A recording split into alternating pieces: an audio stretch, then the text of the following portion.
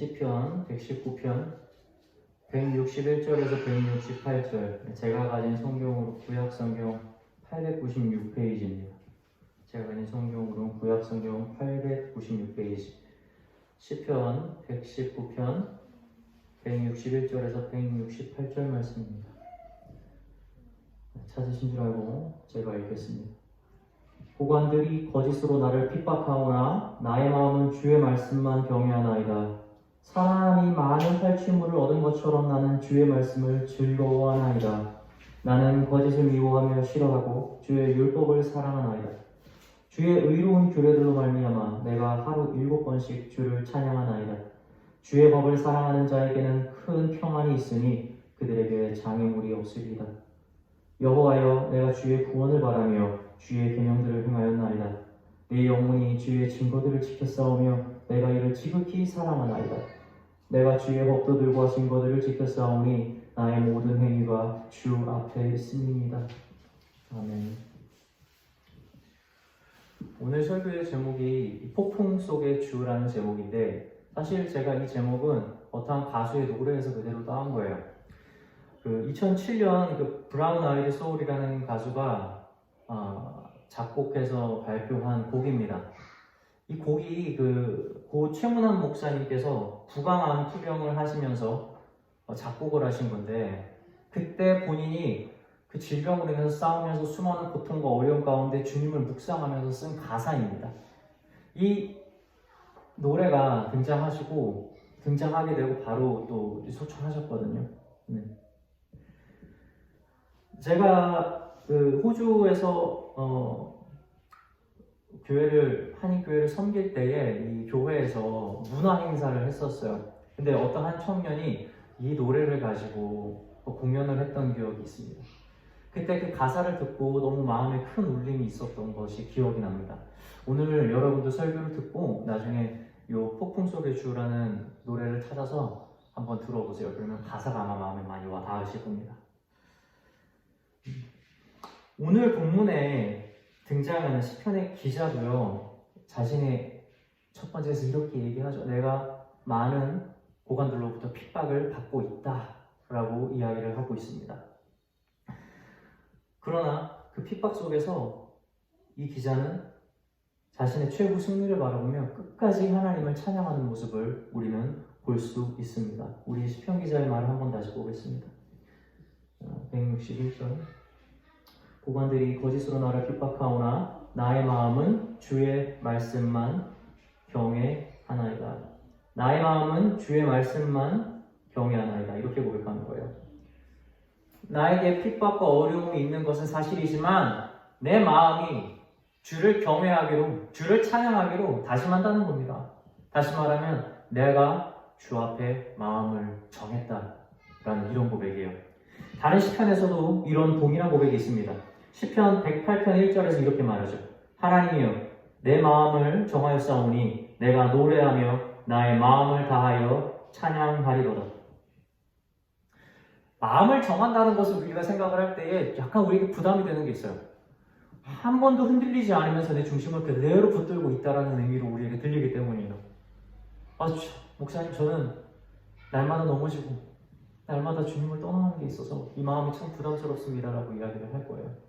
그렇죠. 마음을 정한다는 게 얼마나 어려운 일인지 모릅니다. 그러나 여러분, 우리는 마음을 정해야 합니다. 사실은 우리의 마음은 이미 확정을 받은 거예요. 그렇죠? 내가 정한다기보다 마음을 정하는 것, 마음이 확정된 상태로 산다는 것은 우리가 생각하는 것처럼 우리의 중심을 날마다 떠나지 않고 그대로 서 있어야 된다는 문자적 의미로 받아들일 수는 없습니다.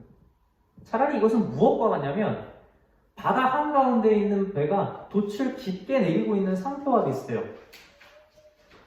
만약에 이 바다에 아주 강한 돌풍이 불게 된다면 여러분, 그곳에 있는 모든 배들이 다 떠내려갈 겁니다. 그 돛을 내린 배도 어느 정도는 떠내려갈 거예요. 그러나 시간이 지나고 나면 그 강한 바람 속에 돛을 내리지 않는 배는 다 떠내려갔는데 이 배는 떠내려가지 않고 끝까지 남아있을 겁니다.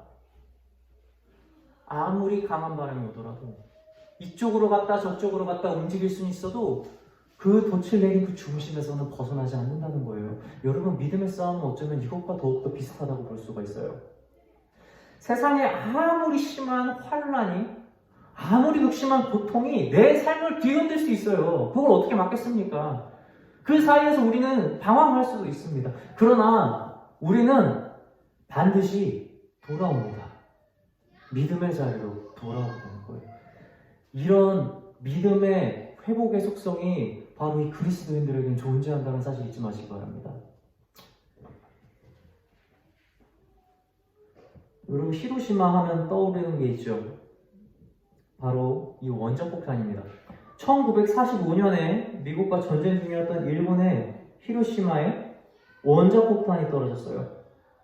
여러분, 그 폭발로 인해서 그 당시 폭발과 후유증으로 인해서 약 20-30만 명에 되는 사람들이 죽었거든요. 그리고 지금도 유전적으로 변화가 있어서 지금 후손들이 나올 때마다 이 원자폭탄의 후유증이 없어지지 않았다라는 말들이 있어요. 이건 계속해서 연구 중입니다.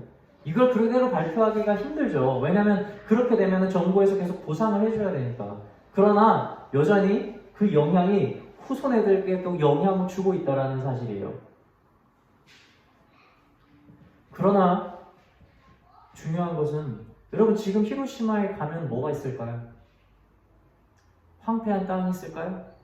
아니, 그렇지 않아요. 그 히로시마에 새싹이 다시 자라고 나무가 다시 자라고 그 물이 다시 깨끗해져서 이제 사람들이 살 수 있는 환경이 되었고, 지금 히로시마는 200만 명이 넘게 살고 있는 대도시가 된 거예요. 어떻게 된 거죠? 땅이 회복된 거예요. 여러분, 저는 피조물을 보면서 참 배워야 될 곳이 있다고 생각을 해요. 그것은 뭐냐면 이 피조물은 자신이 가야 할 곳을 정확하게 압니다. 그 중심에 있는 거예요. 그래서 이 자연은 훼손되고 망가지고 하더라도 그 본질의 그 본연의 모습으로 계속해서 돌아가는 속성이 있습니다. 회복 말이에요. 그런데 이 회복의 속성은 믿음의 중심을 가지고 있는 그리스도인들에게도 동일합니다. 이스라엘의 사사였던 아주 유명한 사사죠. 삼손이요. 이 사람이 원래 나실인으로 태어나요. 이 나실인들은 하나님의 율법을 아주 엄격하게 지켜야 됩니다. 뭐 시체를 만져도 안 되고요. 피를 만져도 부정하고, 그리고 자신이 이게 머리를 기를 때 머리를 자르면 안 되는 거예요. 삼손의 힘이 이 머리에서 나왔거든요. 그런데 이 삼손이 그렇게 하나님의 말씀을 잘 지키지 않습니다. 이방 여인을 사랑하고 그러면서 한 여인에게 넘어가게 되는 거예요. 그래서 그 여인에게 말하면 안 되는 사실을 말해버렸어요. 뭡니까? 내 힘이 어디서 나오는 거? 그것은 너의 머리카락에서 나온다? 이걸 들릴라한테 이야기를 한 거예요. 그래서 어떻게 됩니까? 나중에 그 머리카락이 다 잘려나가는 거예요. 그래서 군인들이 잡으러 와서 삼손이 예전처럼 힘을 쓰려고 탁 일어났는데 아무런 힘이 없어요. 그 자신의 힘이 나오는 본질이었던 머리카락이 다 밀린 겁니다. 그래서 이 삼손이 두 눈이 뽑히고 끌려가가지고 놀이개가 되게 됩니다. 바벨론에. 그런데 정말 은혜로운 건 뭔지 아세요? 바로 이 말씀에 있어요. 사사기 16장 22절에 이렇게 말합니다. 그의 머리털이 밀린 후에 다시 자라기 시작하니라. 여러분, 머리털이 밀리면 당연히 자라는 게 다시 시작되는 건 당연한 거 아니에요? 그런데 여러분, 이건 굉장히 은혜가 되는 거예요. 왜냐하면 그 머리카락이라고 하는 것이 하나님의 본질이고, 어떻게 보면 그 삼손을 붙들고 있는 힘인데, 삼손이 죄를 지어서 이 모든 힘을 다 잃어버렸는데 하나님이 다시 삼손을 일으키기 시작했다라는 이 말씀인 거예요. 그냥 머리카락이 자란다라는 자연스러운 일을 이야기하는 게 아닙니다. 성경은 하나님이 다시 삼손을 그 자리로 돌려놓기 시작했다는 거예요. 삼손이 그래서 마지막에 그 연회장이 일어나는 그 큰 집에서 3,000명도 넘게 모인 그 자리에서 하나님 앞에 기도하는 겁니다. 마음을 돌이키죠. 그래서 그 기둥 두 개를 잡고 그 집을 완전히 무너뜨리는 거예요. 다시 하나님이 삼손에게 힘을 준 겁니다. 그래서 삼손이 그 자리에 같이 죽어버리는데, 그때 죽인 바벨론의 사람들이 그가 살면서 죽였던 모든 사람들보다 훨씬 더 많았다고 성경은, 죄송합니다. 바벨론이 아니라 블레셋이죠. 블레셋 사람들이 훨씬 더 많았다고 성경은 기록을 하고 있다는 거예요.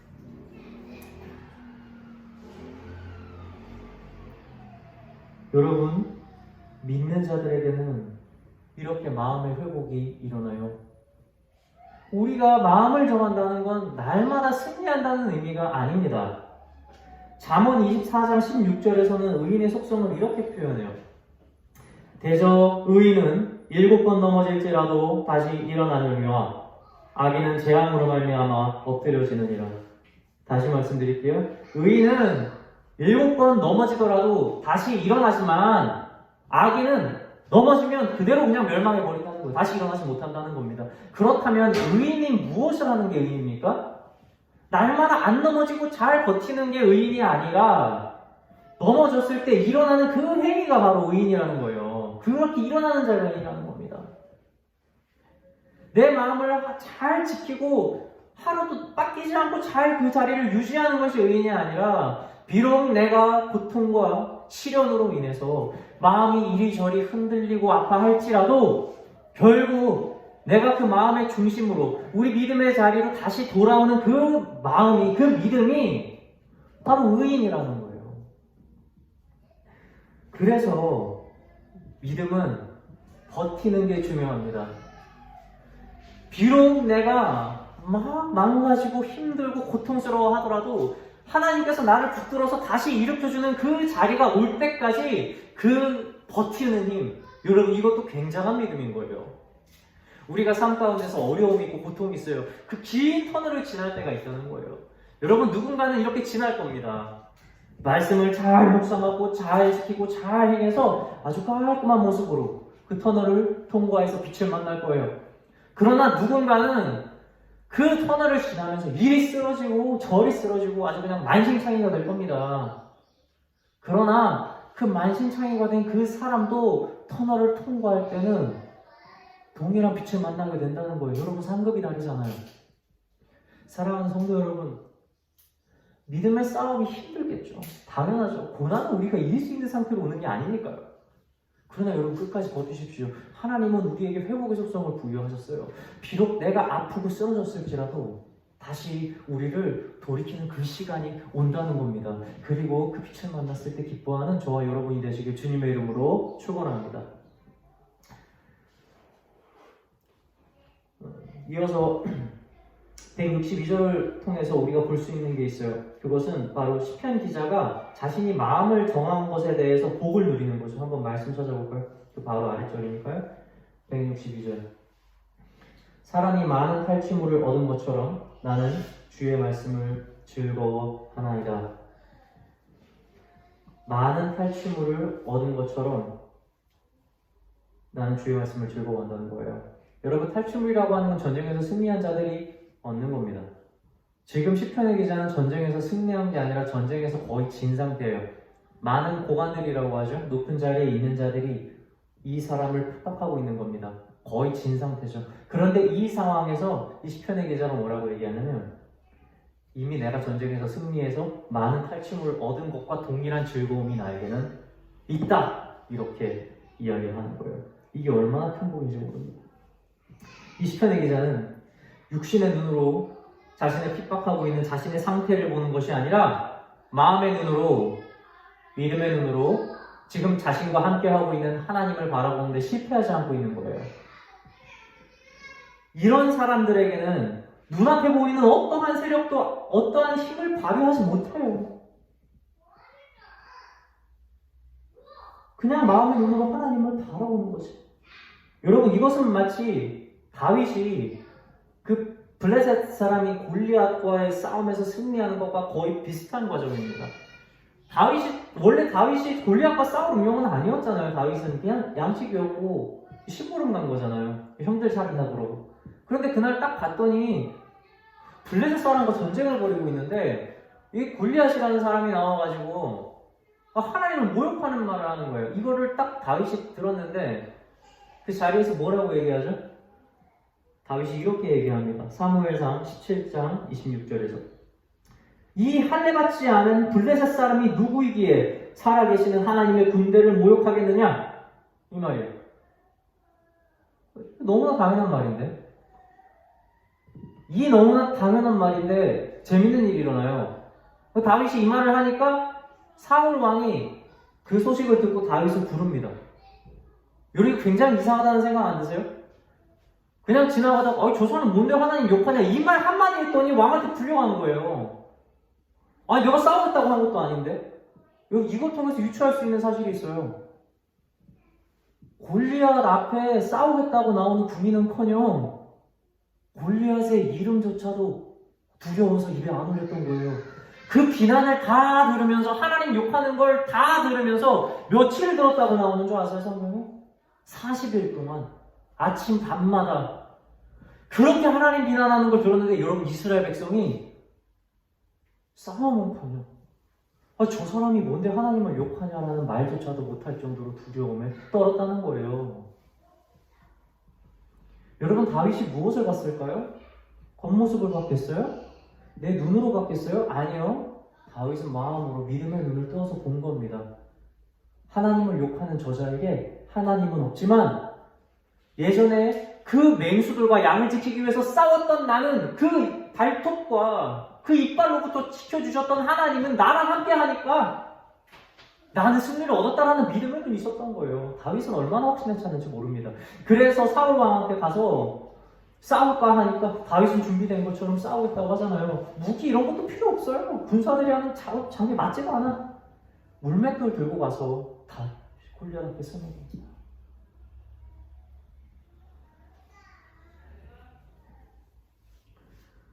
모든 이스라엘 백성에게 골리앗은요, 그들은 눈으로 보니까 그 골리앗의 경험과 그 골리앗이 뱉는 그 무시무시한 말들과 그 골리앗의 그 외모를 보니까 우린 죽었다. 우린 살 수가 없다. 그렇게 보는 거예요. 그러니까 그냥 이건 피하고 싶은 고난인 거예요. 그러나 믿음의 눈을 가지고 있었던 다윗에게 그 골리앗은 축복의 통로예요. 야, 저거 죽이면 하나님이 이스라엘과 함께하는 것을 증명할 수 있겠다라는 사실이 흥분시킨 거예요. 다윗에게 골리앗은 축복의 통로가 되죠. 믿음의 눈은 여러분 이런 변화를 가지고 온다는 거예요. 내 눈앞에 있는 것을 세상의 방식이 아니라 하나님의 방식으로 그냥 보는 겁니다. 그래서 이런 사람들의 삶에서는 세상이 나에게 무엇을 할까? 세상이 나에게 무엇을 줄까? 세상이 나에게 어떠한 고난을 주는가를 바라보는 것이 아니라 내가 하나님과 이 자리에서 무슨 일을 할까? 이 기대로 가득 차서 사는 사람, 여러분 이것이 바로 믿음의 눈을 가진 사람의 삶이자 바로 그리스도인들이 살아가야 될 삶이라는 사실이에요. 지난 설교에서도 말했던 것처럼 여러분 우리가 사람의 관계에서 우리가 가정에서 믿음이 무너지는 가장 큰 이유가 무엇인 줄 아세요? 우리가 마음에 기대하기 때문에 그래요. 이 사람이 나에게 무엇을 해줄까? 내가 한 행동에 대한 대가가 어떻게 올까? 내가 한 노력에 대한 보상을 하나님께서 어떻게 주실까? 이 결과를 바라보는 삶에서 우리가 돌이키지 않으니까 우리가 일어나는 일을 눈으로만 보니까 여러분 우리 넘어지는 거예요. 우리랑 기대랑 다른 일이 일어날 때마다 여러분 여기에 무슨 믿음의 눈이 있습니까? 진짜 믿음의 눈을 가졌다면 여러분 나를 무너뜨리는 원수 앞에서도 나를 무너지게 하는 상황 가운데서도 나 유일하게 한 가지만 생각할 거예요. 나는 이 자리에서 하나님과 바로 서 있고 내가 지금 이 위치에서 올바로 주님을 경배하고 있는가라는 질문이죠. 힘들고 어려울 때에 하나님을 찾고 하나님을 찬양하는 거예요. 여러분 시편의 기자들이 다 그렇게 했어요. 믿는 자들의 삶이 다 그래야 되는 거죠. 내 원수를 보면서 짜증나고 힘든 게 아니라 내 원수를 보면서 악으로 갖는 게 아니라 이것을 도리어 축복의 통로 삼아서 주님 저 보세요. 제가 이 사람 앞에 이렇게 할 수 있어요. 여러분 이렇게 사는 거예요. 시편의 기자의 고백을 잘 보면 눈으로 보는 것의 대상을 보지 않아요. 꼭 세상에 마치 하나님과 자기 둘만 있는 것처럼 사는 거야. 그러니까 모든 상황이 왔을 때 주님 내가 이 상황에서 당신이 주신 상황 가운데서 당신의 말씀을 지킵니다. 보세요.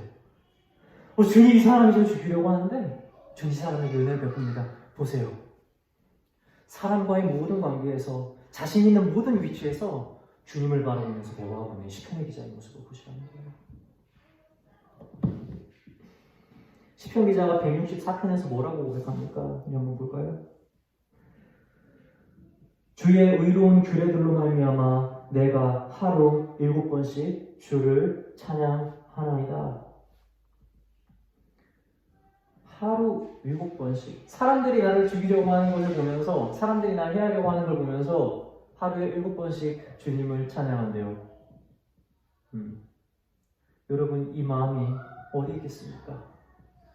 내가 눈에 일어나는 상황을 보는 것이 아니라, 그것을 의지하는 것이 아니라 내 마음의 눈을 열어서 나와 함께 하시는 주님 한 분으로 만족하며 사는 겁니다. 그렇게 감사하는 거죠.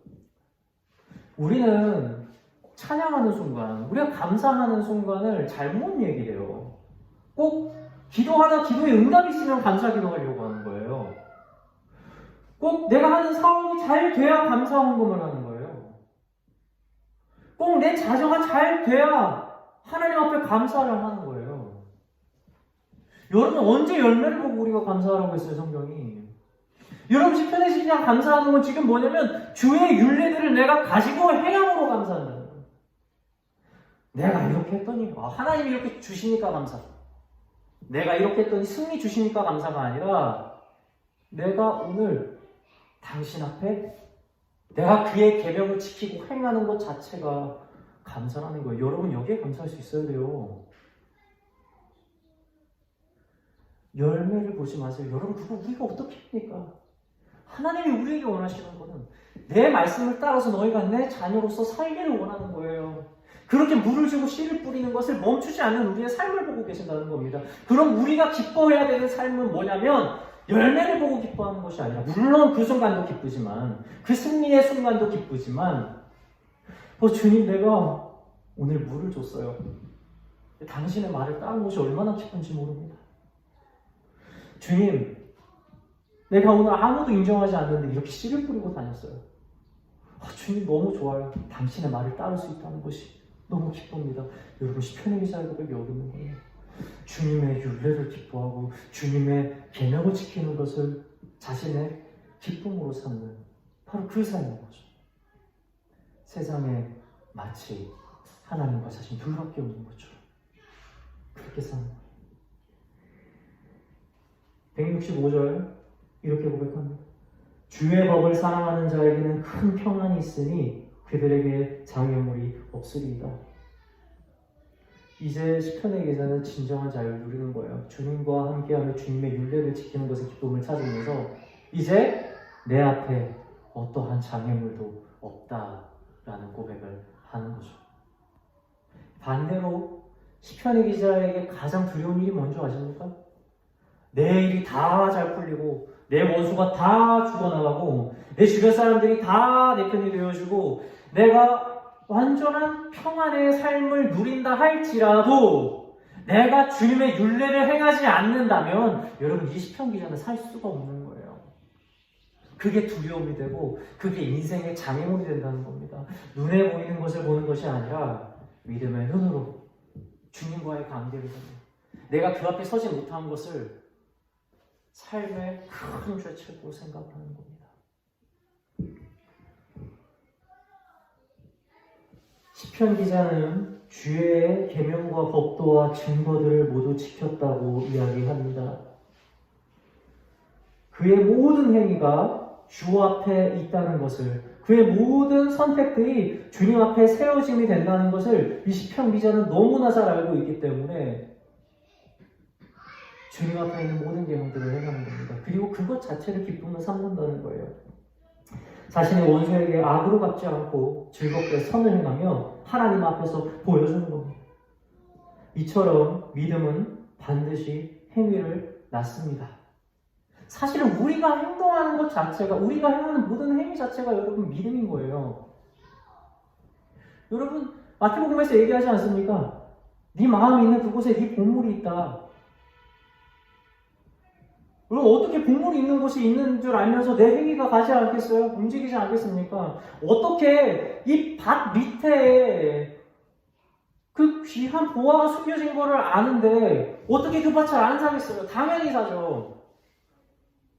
사람들이 볼 때 자신의 재산을 다 팔아가지고 그 바친 행위가 눈에 보여야 되는 겁니다. 행위는 이처럼 믿음이 따라가요, 반드시.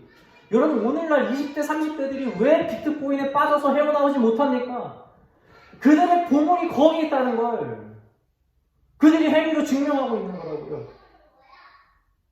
진짜 보물이 있는 줄 안다? 여러분, 그렇다면 그 전 재산을 팔아서 그 밭에 사는 행위는 우리에게 있어야 되는 거예요. 만약 우리가 이 밭에 진짜 보물이 있어 라고 이야기하는데 안 사고 있네? 여러분, 그러면 그건 뭘 보여주는 거예요?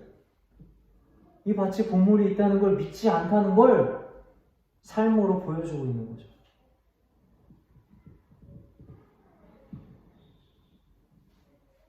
세상 사람들은 여러분 보화를 몰라요. 그 천국을 알지 못합니다. 그래서 그 보화가 들어있는 그 밭을 전재산을 통해서 산 사람, 여러분 성경에서 전재산이라고 나오는 것은 뭐냐면 내가 가지고 있는 모든 것이고 바로 나 자신의 생명을 얘기를 하는 거예요. 이 모든 것을 통해서 천국을 산 사람들이 세상 사람들 눈에는 어디서도 보여야 돼요. 정상이죠. 그들은 그들이 가지고 있는 시간을 통해서 자기가 하고 싶은 걸 해야 되니까, 그들이 가지고 있는 물질을 통해서 자신이 원하는 꿈을 이루어야 되니까. 그런데 이 모든 것들을 주님 앞에 바친 자들이 얼마나 어리석어 보이겠어요. 그 어리석은 삶이 여러분 눈에, 세상 사람들 눈에 여러분의 변화가 보여야 된다는 거예요. 사도행전은 초대교회 때 성도들이 자신의 모든 재산을 팔아서 제자들 앞에 다 갖다 놓습니다. 여러분, 이것은 성경이 무소유를 실천해라, 재산을 다 팔고 불쌍한 사람들을 도와줘야 천국에 간다, 이 얘기를 하는 게 아니에요. 이것이 가리키는 것은 하나입니다. 뭐냐면 그들이 자신을 안전하게 보호하고 살게 하고 자신에게 만족을 주는 물질을 바라보는 그들의 육신의 눈을 돌이켜서 영의 눈을 뜨고 하나님만을 바라보는 대로 나아갔다는 걸 이야기하는 거예요. 이 사건은 그들의 믿음의 눈으로 주를 보며 세상에 있는 안목을 모두 버리게 된 그 상태, 초대교회가 이걸 이야기하고 있는 거죠. 말씀을 마치고자 합니다. 믿는 자들은 왜 어리석고 모호해요? 세상 사람들이 뱉는 말과 우리가 뱉는 말은 달라요. 세상 사람들이 하는 대화의 내용과 우리의 대화는 다를 수밖에 없습니다. 세상 사람들이 돈을 쓰는 것과 우리가 쓰는 것은 다를 수밖에 없고, 세상 사람들이 목표하고 있는 인생의 목적과 우리의 목적은 다른 거예요. 그런데 어떻게 우리한테 행동이 없을 수가 있어요? 그런데 어떻게 우리에게 변화가 없겠습니까? 여러분, 욕 좀 먹으면서 사세요, 세상 사람들. 야, 너 정말 이상하다. 너 정말 어리석다. 여러분, 이것을 칭찬의 발판 삼을 수 있어야 돼요. 그리고 하나님 앞에 그때 고백하세요. 주님, 제가 당신의 뜻대로 살고 있습니다. 주님, 비록 제가 당신의 뜻대로 사는 것 때문에 받는 복이 뭔지는 잘 모르겠지만 당신께서 베푸신, 당신께서 우리 허락하신 이 계명들을 제가 날마다 기뻐서 행하고 있습니다. 이것을 날마다 위안으로 삼으세요. 영적인 눈을 뜨고 사는 그 복이 바로 이런 복입니다. 그렇게 살 때에 마치 멸망으로 우리를 이끄는 폭풍 속에서 우리가 희망의 주님을 보는 것처럼 우리가 그 어두운 터널 가운데서 그 희망을 잃지 않을 수 있는 믿음이 우리 가운데서 일어날 수 있다는 사실입니다. 우리 사랑하는 사랑교회 모든 성도 여러분들은 이 시편의 기자가 누렸던 이러한 축복을 날마다 누리는 복을 받으시기를 주님의 이름으로 축원합니다. 기도하겠습니다.